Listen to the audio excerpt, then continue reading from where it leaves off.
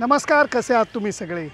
गुरुदेव रवींद्रनाथ टागोर, सुभाषचंद्र बोस, सत्यजित रे, mother Theresa आणि तिथपासनं Kishore Kumar, S D Burman, Saurav Ganguly, किती नावं घेऊ आणि आत्ताच्या पिढीची कौशिकी चक्रवर्ती, मी किती नावं घेऊ.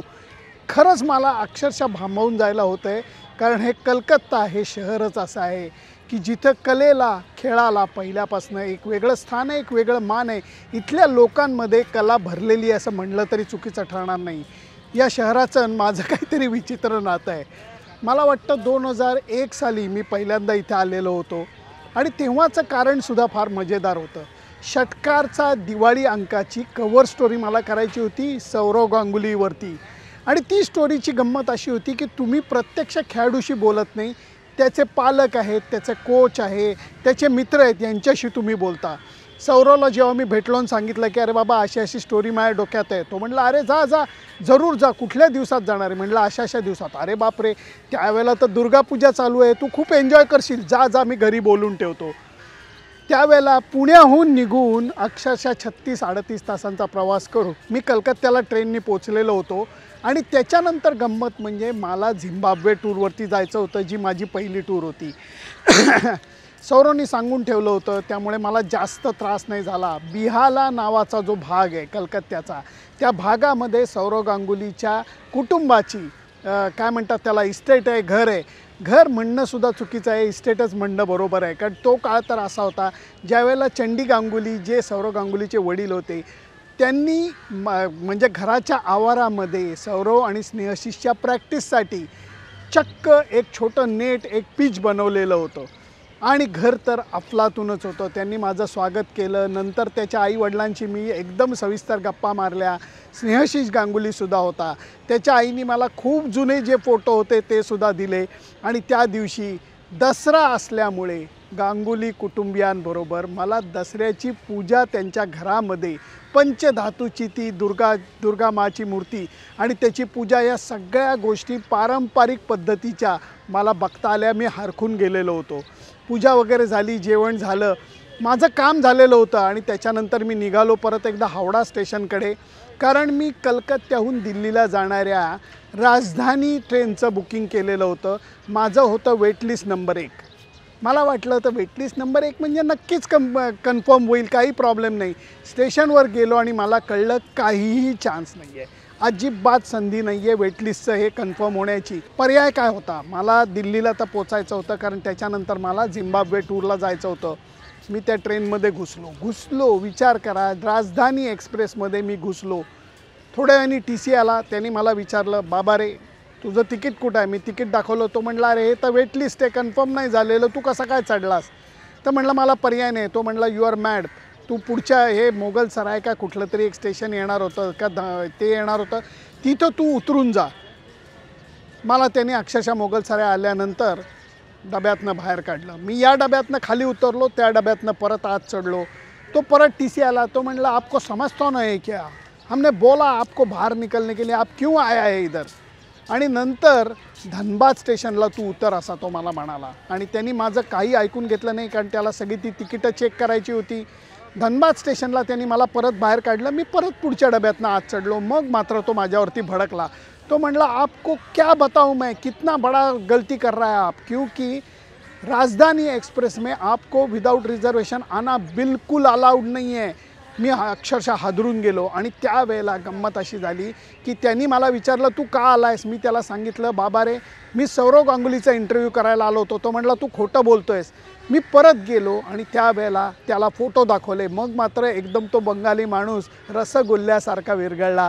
त्यांनी मला टी सी कंपार्टमेंटमध्ये झोपायची जागा दिली आणि दिल्ली स्टेशनला बाहेर उतरल्यानंतरसुद्धा मला तो सोडायला आलेला होता. दुसरा प्रसंग 2005 सालचा आहे. आणि पाकिस्तानचा संघ दौऱ्यावर आलेला असताना मॅच जी होती ती ईडन गार्डनवरतीच होती. ईडन गार्डनच्या मॅचमध्ये काय झालं हे तुम्ही या स्कोर कार्डमध्ये बघा. राहुल द्रविडनी दोन्ही इनिंगमध्ये सेंचुरी केलेली होती. आणि सेकंड इनिंगमध्ये शाहिद आफ्रिदीनी उगाचच काही शॉट मारायचे प्रयत्न केले, ते काय एवढे यशस्वी झाले नाहीत. आणि त्याच्यानंतर भारतीय संघाने सामना जिंकला. मी थोडक्यात तुम्हाला ही स्टोरी सांगतोय, तुम्ही स्कोर कार्डकडे बघा म्हणजे तुम्हाला कळेल. आणि त्याच्यानंतर प्रेस कॉन्फरन्स चालू होणार होती. मी पहिल्या रांगेत बसलो होतो. पहिल्या रांगेत जेव्हा मी बसलेलो असताना सौरव गांगुली प्रेस कॉन्फ्रेंस करता आला तेव्हा त्यांनी मला पटकन पुढे बोलवलं होतं. म्हटलं क्या है बाद में प्लान. मैं बोला कुछ नहीं, काम जल्दी ख़त्म कर, नीचे मेरा वेट कर. बस एवढाच इशारा त्यांनी दिला. मी खाली जाऊन काम संपवलं, पटकन रिपोर्ट पाठवून दिला आणि खाली जाऊन बसलो. ते खाली जाऊन बसल्यानंतर गंमत अशी झाली की सौरव गांगुली टीमच्या सेलिब्रेशनमध्ये बिझी होता. तो बिझी असल्यामुळे त्याला यायला थोडा वेळ लागला. तो जेव्हा आला त्यावेळेला त्याच्याबरोबर 30 एक साधारणपणे सुरक्षा कर्मचारी आणि त्याच्याबरोबर 51 बंगाली पत्रकार असा ताफ्यामध्ये तो बाहेर आला. एखादं मधमाशीचं काय म्हणतात त्याला घोंगावणारं पोळं उठतं तशी ती अवस्था होती. मी हताश झालो. सौरवकडे जाता मला येत नव्हतं. सौरव तशाच तंद्रीमध्ये बाहेर गेला आणि आपल्या लाल मर्सिडीजमध्ये जाऊन बसलेला असताना अचानक त्यांनी गाडीचा दरवाजा बंद केलेला होता. गाडी चालू झाली आणि तो निघणार एवढ्यात परत गाडी थांबली. लाल दरवाजा परत उघडला. तो बाहेर आला आणि तो त्या बोर्डवरती उभा होता आणि तो शोधत होता. त्यांनी माझ्याकडे बघितलं आणि तो म्हणला आत ये.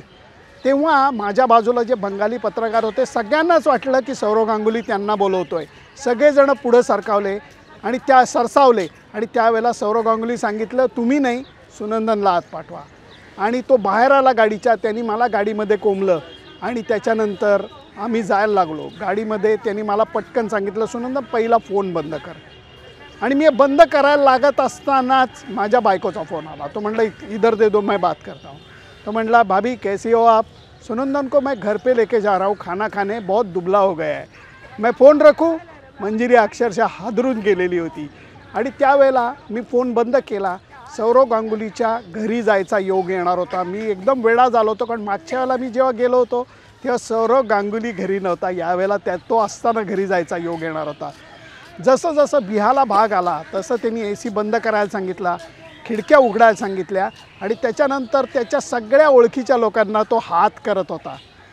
त्याच्या गल्लीच्या तोंडावरती एक संदेशचं दुकान आहे. संदेश म्हणजे मेसेज नाही हो, संदेश म्हणजे मिठाईचं दुकान होतं. ते मिठाईचं दुकान जे होतं तिथं त्या माणसाने अक्षरशः गाडी अडवली. सौरव म्हणाला मैं तो ज़्यादा नहीं खाऊंगा, इनको खिलाओ, ये हमारे मेहमान आहे. मग सौरवला थोडासा रसगुल्ला खिलवला त्यांनी. माझ्या तोंडात मात्र चांगले 2 कोंबले. घरी जेव्हा गेलो तेव्हा सौरवला बाहेर किंचित थांबवण्यात आलं. मग त्याची आई आली आणि त्यांनी त्याची आरती म्हणजे अक्षरशः त्याचं औक्षण केलं. तर त्याच्यानंतर सौरव गांगुलीच्या घरच्यांबरोबर मला अक्षरशः त्यावेळेला जेवण करता आलं. ती गोष्टच अनोखी होती आणि ती बघून मी वेडा झालो. त्याच्यानंतर मागे एक प्रसंग मला आठवतो. त्याच्या मागच्या दरवाजाची बेल वाजली म्हणल्यानंतर त्यावेळेला आम्हाला सूप आणि स्टार्टर सर्व करत होते. त्यामुळे पण गंमत बघा, मी थोडासा चुळबुळलो कारण मागची बेल वाजली होती, कुणीतरी बाहेर उभं होतं. त्याच्या घरातले 5-7 जण जे आम्ही बसलो होतो कुणी जागचं एक कणसुद्धा हललं नाही. 5-10 मिनटानंतर जेव्हा आमचं सूप आणि स्टार्टर सर्व करून झाले त्याच्यानंतर त्या नोकरांनी शांतपणे जाऊन दरवाजा उघडला. बाहेरचा माणूसही चिडलेला नव्हता की अरे मी किती वेळ दरवाजावरती उभा आहे, तुम्ही का उघडलं नाही. याला म्हणतात राजेशाही थाट. त्यामुळे कलकत्त्याला आलं की या सगळ्या गोष्टी मला आठवतात. इथे एकाहून एक सरस मॅचेस मी पाहिलेले आहेत. राहुल द्रविडचं मगाशी मी म्हणलं तसं 2 इनिंगमधलं शतक पाहिलेलं आहे. एका अफलातून सामन्यामध्ये वसीम जाफरनी केलेली डबल सेंचुरी पाहिलेली आहे. मोहम्मद शमीचा टेस्ट डेब्यू पाहिलेला आहे. आणि अशा या मैदानावरती आता मला वर्ल्ड कपचा एक अत्यंत महत्त्वाचा सामना बघायला मिळणार आहे. भारत विरुद्ध दक्षिण आफ्रिका. एक्सायटेड आहे मी खूप कारण एक धमाल येणार आहे या सामन्याला. परंतु एक गोष्ट मला इथं सांगावीशी वाटते पत्रकारितेच्या बाबतीत. बंगाली पत्रकार हे म्हणजे अक्षरशः शिकारी आहेत. खबर म्हणजे बातमी मिळवायला, चांगला फोटो काढायला वाटेल तेवढा पेशन्स त्यांच्याकडे असतो. शांतपणे ते एखाद्या शिकारीची करायची वाट बघतात तसं ते वाट बघतात आणि नंतर ती खबर, ती बातमी, तो फोटो हे मिळवतातच. खूप मित्र आहेत माझे, प्रचंड प्रमाणात इथे मित्र आहेत. त्यामुळे इथं आल्यानंतर एक वेगळंच काय म्हणतात त्याला आत्मीयता जाणवते. गर्दी आहे, गोंगाट आहे, अनऑर्गनाइज्ड आहे, गरिबीसुद्धा खूप आहे, प्रचंड श्रीमंतीसुद्धा आहे. असं हे अनोखं शहर आहे, सिटी ऑफ जॉय. म्हणून इथं आल्यानंतर या आठवणी तुमच्याबरोबर शेअर कराव्याशा वाटल्या. तुम्हाला काय वाटतं सौरव गांगुलीबद्दल? किती तुम्ही त्याचे फॅन आहात? मी तर आहे बाबा. त्यांनी भारतीय संघाला एका वेगळ्या स्तरावरती नेऊन ठेवलं, वेगळा मोड त्यांनी दिला. म्हणून मला त्याच्याबद्दल जरा जास्तच प्रेम आहे.